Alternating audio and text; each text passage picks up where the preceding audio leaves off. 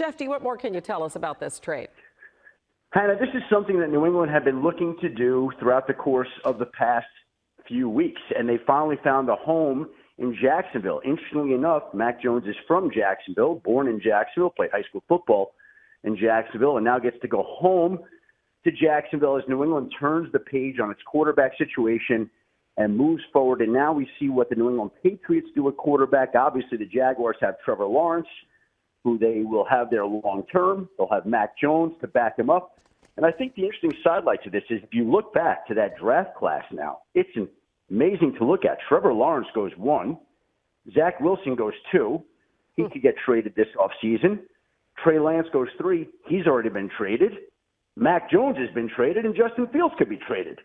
So that decorated quarterback class from just a few years ago has been on the move, will continue to be on the move, and the latest move involves Mac Jones, who now goes to back up a fellow quarterback from that draft class in Trevor Lawrence. Well, that's absolutely fascinating, considering where the careers of all of those guys have gone. And obviously, Justin Fields, we have to wait to see where things happen with Kirk Cousins. Russell Wilson's talking to a couple of teams. But I want to go ahead to the draft and what today's trade means for the New England Patriots. They sit there at number 3. There was some thought that, hey, perhaps they would trade back. They have a lot of needs there. Can you sort of expound upon the thought process with quarterbacks presumably available at 1, 2, and 3, potential franchise quarterbacks?